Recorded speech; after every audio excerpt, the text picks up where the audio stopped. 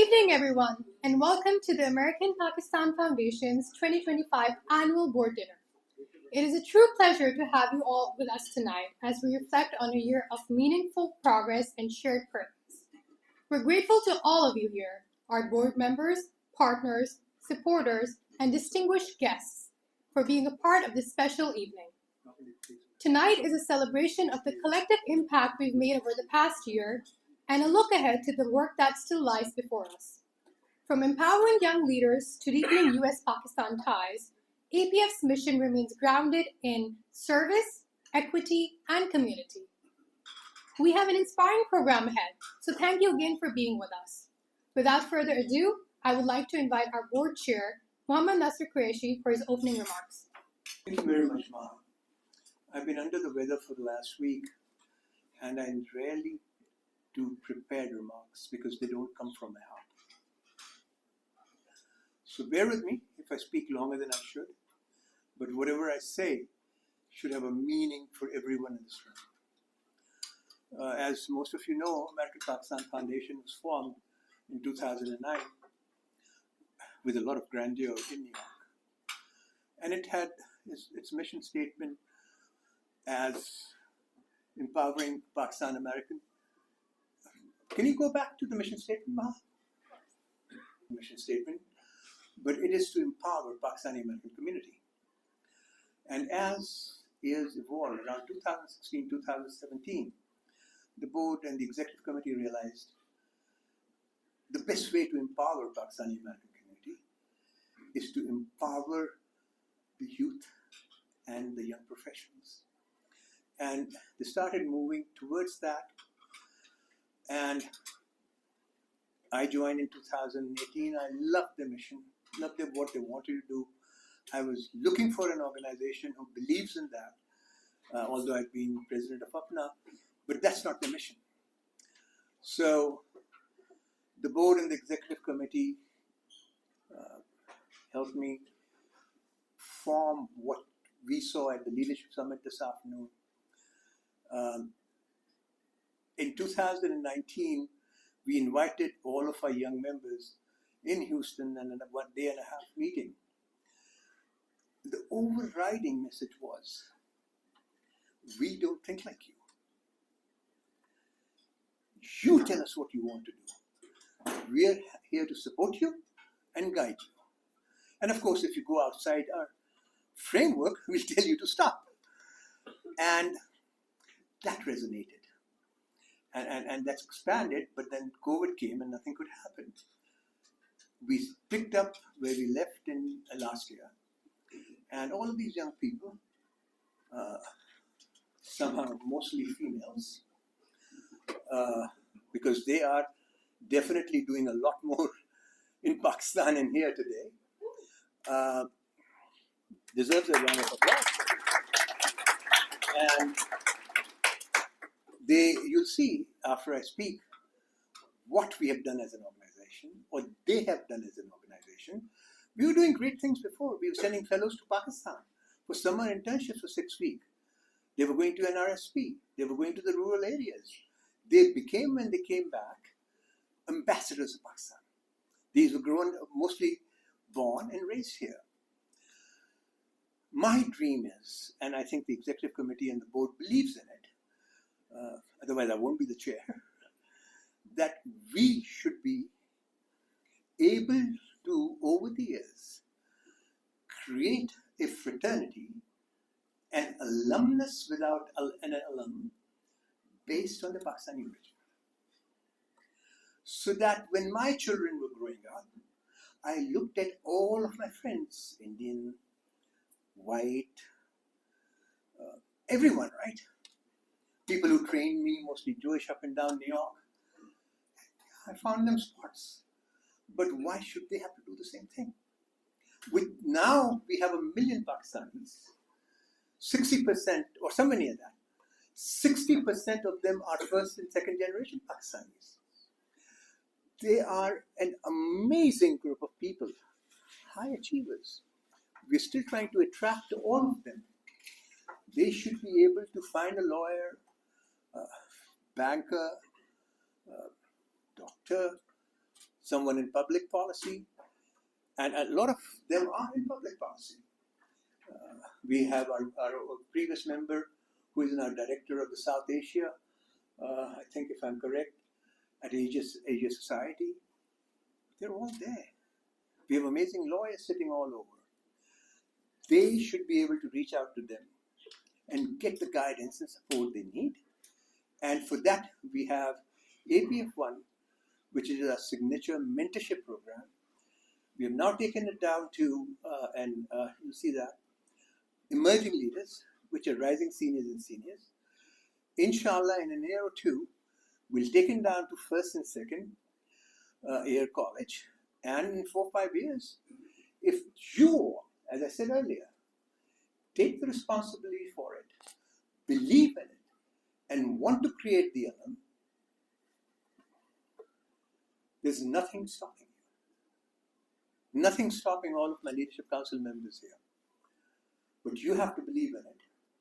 You have to be passionate about it. And all of this extremely accomplished, slightly older, board members that are sitting here, they are all behind you. I want to recognize Consul General, Honorable Aamer Atozai. We're grateful for him to be here. Of course, the Ambassador of Pakistan in DC. He has just driven from DC and going back tonight just for this. The new ambassador to United Nations, he was supposed to be here. I invited his wife, to everyone's wife is invited. And he said, will there be other women there? Most places don't invite wives. So they were both going to come. And he's been called by the Secretary General. If he make it out in enough time, he'll still be here. We have some of our donors here. I would like to recognize Ahmed, who's chair of APF. He has a youth program. They will be recognized later, but I do want to recognize Asar Qasim of United Wealth. He's always believed in, whenever I asked him, we want to do something for Pakistan, he said, I want to do something for people here. Last year I called him, and he wrote us a substantial check. And of course, that makes it simple, Assemblywoman Shamaila. She's New Jersey State Representative and Deputy Conference Leader. She's also the first Muslim and first Pakistani on the New Jersey Assembly. And first Pakistani woman. First Pakistani woman, that's all. First Pakistani and first Pakistani woman, right? Actually, first South Asian woman. There you go, another round of applause for her. Thank you very much, everyone. And thank you so much for all of our esteemed guests and the media who's here. I called them and they came with an open heart. Asif Jamal, CEO of ARY, Faik Siddiqui, Riaz Babar, and Mohsin Zaheer, and Farooq, who's been here since, most of them have been here since early afternoon. And I am getting tired, as you can see, I know all of your names very well. Let's have a wonderful evening.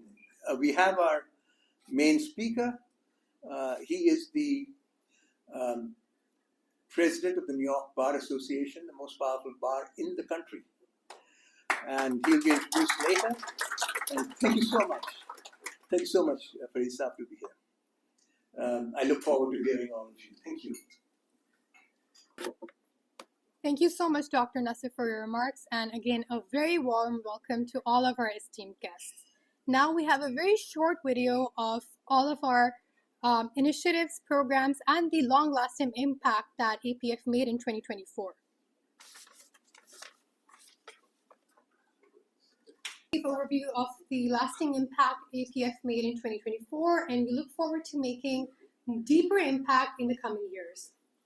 At APF, our impact is only made possible by the dedication and generosity of our donors, who are the heart of everything that we do. I would like to take a moment to recognize Aon, Gallagher, and Asghar Kazim for their generous support whose commitment fuels the work that we do every day.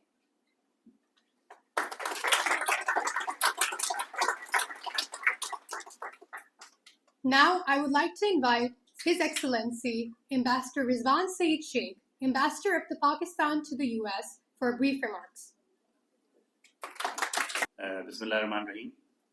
Dr. Nasser Qureshi, Dr. Ijaz, Madam Shama Haider, Ambassador Rafael. I've only covered maybe just part of the table in front of me, but all the ladies and gentlemen, and particularly the youth present here today, a very good evening and assalamu alaikum. As you have just heard that I have driven to New York from DC, just reached, was a bit late entering the city. I should have been here on time. But as I have been requested for brief remarks, I was intending to speak for about an hour. I'll reduce it to 58 minutes. Everything will be all right. No, firstly, thank you, APF, and your all board members for inviting me. Why I'm here is because this is one event that I wanted to attend. I was briefed by our worthy Consul General Aamer Atozai present here that this is quite an accomplished organization and it has done a lot in terms of its activities since its establishment in 2009. And I distinctly recall that it was one organization which it was established in the first decade of this century, but I believe it had a lot to do with the US political leadership at that time as well. So it was not just an initiative purely from Pakistanis themselves, but it was a joint initiative by the Americans as well as Pakistani Americans to create this organization. And what a good theme that I understand it has and continues to have is empowering people. And even within that theme, I'll restrict my remarks to the theme, which is the sub-theme, or it is in the inset here, is empowering people or empowering Pakistani Americans through empowering youth. I think Pakistani Americans, we keep saying, hearing, observing, and experiencing that Pakistani Americans have certainly contributed a lot since, we have had people from our part of the world here since the beginning of our independent existence as a nation state, even before. But over the past 3-4 decades, Pakistani Americans have made it good and made it big and made it into a lot of success here in the United States. And as was mentioned by Dr. Nasser Qureshi, first and second generation Pakistani citizens, Pakistani Americans, who now have United States as their homeland and of course Pakistan as their motherland in a world of homelands and motherlands, have done well. But as I remember distinctly, and I keep mentioning it, maybe I'm mentioning it for the first time to this crowd, but I distinctly recall that during my first tenure or first tour of duty here from 2019 to 2015 to 2019, and Ambassador Rafael would certainly recall it, I saw for the first time a US election in 2016. And by the way, each time I'm around in a US election, President Trump wins. So maybe the next time they will invite me somehow, even if I'm not here or have completed my tenure. But I distinctly remember that in that election, Mr. Bernie Sanders, 200 years after his ancestry migrated from Poland to this great country, was being referred to in the electoral campaign as a Polish American. So Pakistani Americans will continue to be Pakistani Americans for generations. That's how you're registered in the US statistics, and Pakistan being the homeland, Pakistan being the motherland and this now being the homeland for generations, is going to be an important part of your identity. And what a good way to recognize that identity, to honor that identity, and to try and make sure that that identity persists than perhaps doing what you are doing in trying to letting the youth lead and supporting them at the back and letting them do it their way.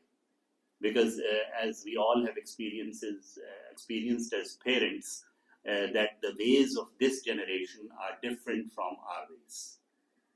And perhaps rather than being a bit sad about it, it's better to let them take charge of the world that essentially belongs to them from a futuristic standpoint and let them do it their way. Just let us give them the kind of support that they need because our generation might have had experiences which perhaps no other generation in history might have had. I mean, I belong to a part of Pakistan which is so backward that I have seen with my own eyes that when those dial telephones used to ring in our part of the world, the women would draw their veils before even hearing who it was because they thought it could be an unknown male on a stranger on the other side of the line. But then Pakistan, as you have mentioned, Dr. Nasir Qureshi, has come a long way. Our women are performing in a major fashion, and I see that there are a lot of young ladies here, young kids here, particularly from the female sex. So I know, and we all know, it only takes to have a regular glance at our newspapers.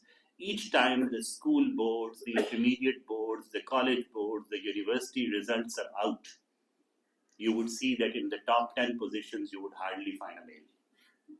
No, that's a fact. That's a fact of life in Pakistan. In today's Pakistan, that's a fact of life. And it is such an important fact of life that it is quite possible, based on all these results, and the job market certainly in any country only caters to the needs of qualified people and can only absorb the qualified ones. There is a distinct possibility of a social change that actually maybe 10, 15, 20 years down the line, roles would change to the extent that the males would have to do babysitting and maybe, I mean, so that's a change which is fast coming to Pakistan, and it can be observed. I mean, I have media people sitting here in front of me at least, so they can also vouch for it because they deal with these news.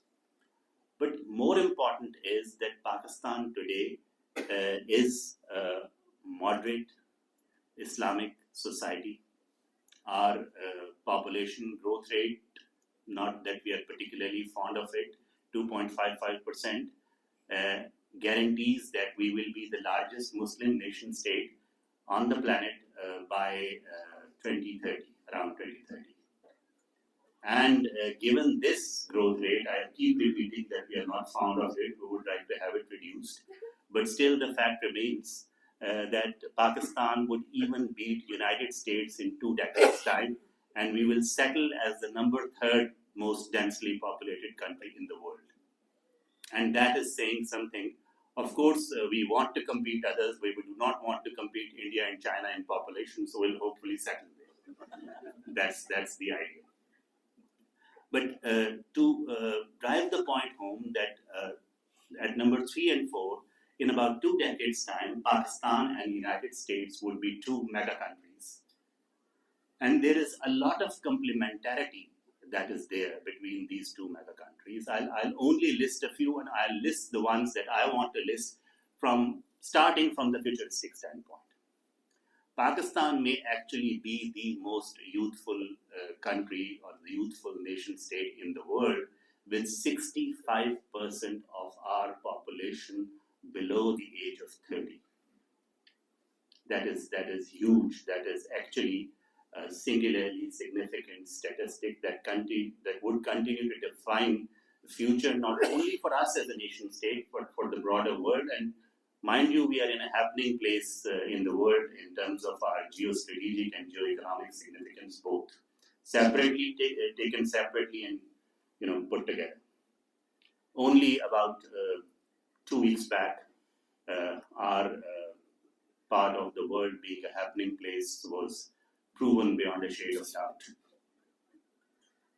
So, there is a reignited, rekindled spirit of nationhood in Pakistan, and I'm sure that it has not only, I've seen that it has come to this part of the world, it has certainly come to United States. There have been celebrations, there has been euphemism in the length and breadth of this country, but I'm sure that it is present in this room as well. So let's utilize this spirit. The essence of Bunyanum Marsus, or an iron wall, is yet to be completed, because it would be actually impregnable. Our defense, our political, our economic interests would only be guaranteed if we reach that level of development, which is the true potential of Pakistan, and it is the youth of Pakistan that is going to make it happen. And it is us, in terms of the clearly laid out and being practiced objective of American Pakistani Foundation, that we will support you, but it is you who have to go and get it, certainly out there. And the singularly significant element there is that with this youthful configuration of population, Pakistan has a people, a futuristic, generation that would be citizens of the world. And the complementarity that I was talking about firstly exists in the sense that, as we speak, being the 5th most densely populated country, our youth is second, at times third, only to United States itself when it comes to IT freelancing anywhere in the world. And that's a starting point. That's where the government has not helped as yet. And for about a year or 18 months, there is a conscious, deliberate effort of the government to create the necessary physical, legal, financial infrastructure that would help that endeavor. So, our youth is already doing it. We are, in terms of the practices that exist, in terms of what we are doing, cost competitive to the extent of 70% low cost when it comes to United States itself in IT. And in terms of other cost comparisons beyond this country and beyond perhaps the West in general, the European continent as well, we are 20 to 30% cheaper or cost competitive. Cheaper is not the right word, I shouldn't be using it as a diplomat.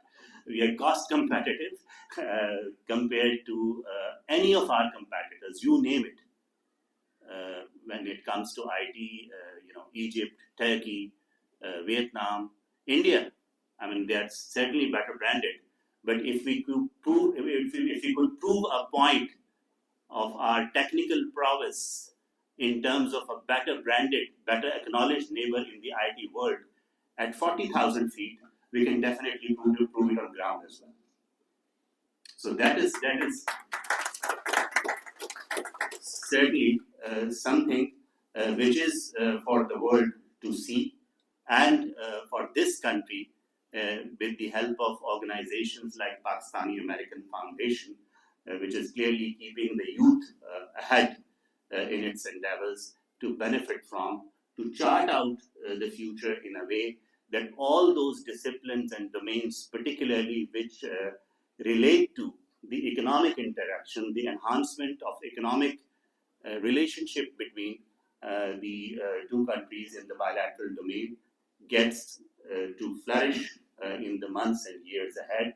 As the ambassador of Pakistan to the United States, if I have to name a single one-point agenda, it is conducting economic diplomacy. enhancing economic investment, trade links between our two countries, and there is no sort of hidden thing about it. For the past 3-4 years, Pakistan's foreign policy has clearly and pronouncedly changed its orientation from geopolitics to geoeconomics, focusing on the connectivity significance that our geography lends us. The same geography that lends us the geopolitical significance also lends us a geoeconomic salience that we now intend to draw the full benefit of. And again, organizations like Dr. Nasser Qureshi, you are leading, Dr. Ejaz also, you are leading, perhaps you already have it, you also already have it, but should accord it more significance in their agenda and empower the Pakistani Americans, empower the youth, particularly segment in the Pakistani American citizenry, Pakistani American community, to ensure that not only that this community thrives, they actually ensure, underwrite, guarantee, make it possible ultimately to do it by mainstreaming themselves in the political and economic streams of United States, of this country. I think that should be essential. That is the most important thing. We as Pakistani American community have to mainstream ourselves. I saw all of your programs. Some had to do with the political side of it. There were webinars, seminars. I mean, too much to show for a year's work, certainly. But the important thought that I would want to perhaps not only leave you with, your organization with, your youth with, but offer on my behalf as Ambassador of Pakistan to the United States, on behalf of the Consul General also sitting here, that we would be your partners in that endeavor. Let's mainstream Pakistani American community in economics, in politics in this country. Thank you so much. I forgot to mention another very accomplished young Pakistani, which I would like to do now. And Ambassador, you're a board member, so I always forget to acknowledge you publicly. She's one of ours, so I forget that she still is Ambassador Raphael. Iconic. She's one Raphael who has been successful.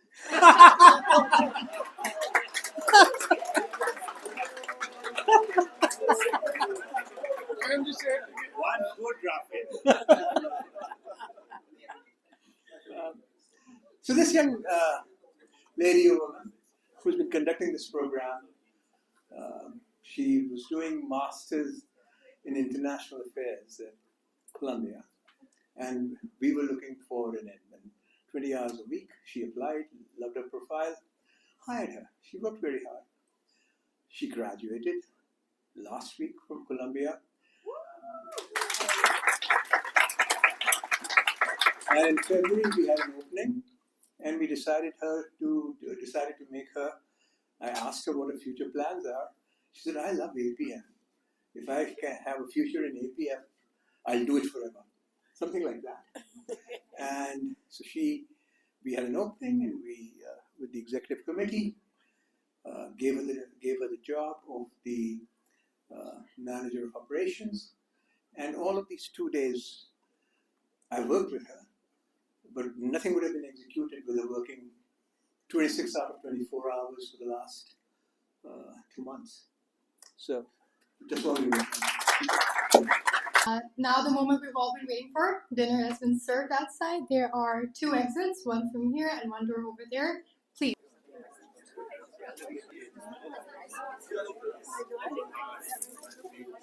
Don't forget to like, comment and subscribe.